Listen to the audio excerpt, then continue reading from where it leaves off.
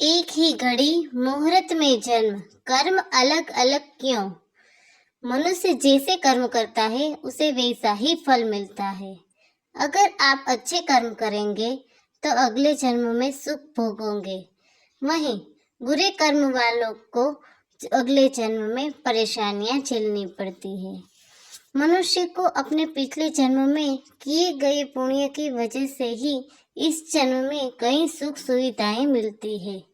Hello दोस्तों, आज मैं आपके लिए एक प्रेरणादायक कहानी लेकर आई हूँ जो आपको बहुत पसंद आने वाली है। तो अंत तक जरूर सुने और लाइक, शेयर और सब्सक्राइब करना बिल्कुल भी ना भूलें। एक बार एक राजा ने विद्वान ज्योतिषियों और ज्योतिष प्रेमी की सभा बुलाकर प्रश्न किया कि मेरी जन्म पत्रिका के अनुसार मेरा राजा बनने का योग था। मैं राजा बना, किंतु उसी घड़ी मुहूर्त में अनेक जातकों ने जन्म लिया होगा जो राजा नहीं बन सके। क्यों? इसका क्या कारण है? राजा के इस प्रश्न से सब निरुत्तर हो गए। क्या जवाब दे कि एक ही घड़ी मुहूर्त में जन्म लेने पर भी सबके भाग्य अलग अलग क्यों है? सब सोच में पड़ गए कि अचानक एक वृद्ध खड़े हुए और बोले, महाराज की जय हो। आपके प्रश्न का उत्तर भला कौन दे सकता है? आप यहाँ से कुछ दूर घने जंगल में यदि जाए तो वहाँ पर आपको एक महात्मा मिलेंगे। उनसे आपको उत्तर मिल सकता है। राजा की जिज्ञासा बढ़ी और घोर जंगल में जाकर देखा कि एक महात्मा आग के ढेर के पास बैठकर अंगार खाने में व्यस्त है। सहमते हुए राजा ने महात्मा से जैसे ही प्रश्न पूछा, महात्मा ने क्रोधित होकर कहा, तेरे प्रश्न का उत्तर देने के लिए मेरे पास समय नहीं है। मैं भूख से पीड़ित हूँ। तेरे प्रश्न का उत्तर यहाँ से कुछ आगे पहाड़ियों के बीच एक और महात्मा है, वे दे सकते हैं। राजा की जिज्ञासा और बढ़ गई। पुनः अंधकार और पहाड़ी मार्ग पार कर बड़ी कठिनाइयों से राजा दूसरे महात्मा के पास पहुंचा। किंतु यह क्या? महात्मा को देखकर राजा हक्का बक्का रह गया। दृश्य ही कुछ ऐसा था। वे महात्मा अपना ही मांस चिमटे से नोच नोच कर खा रहे थे। राजा को देखते ही महात्मा ने भी डांटते हुए कहा, मैं भूख से बेचैन हूँ, मेरे पास इतना समय नहीं है। आगे जाओ। पहाड़ियों के उस पार एक आदिवासी गांव में एक बालक पुनः जन्म लेने वाला है जो कुछ ही देर तक जिंदा रहेगा। सूर्योदय से पूर्व वहां पहुंचो। वह बालक तेरे प्रश्न का उत्तर दे सकता है। सुनकर राजा बड़ा बेचैन हुआ। बड़ी अजब पहेली बन गया मेरा प्रश्न। उत्सुकता प्रबल थी।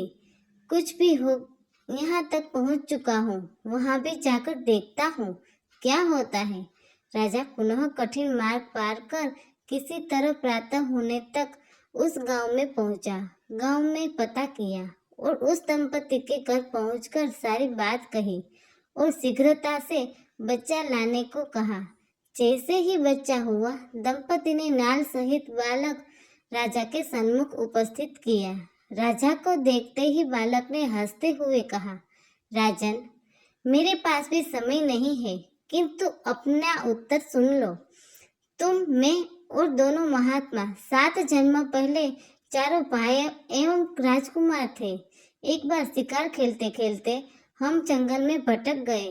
3 दिन तक भूखे प्यासे भटकते रहे। अचानक हम चारों भाइयों को आटे की एक पोटली मिली।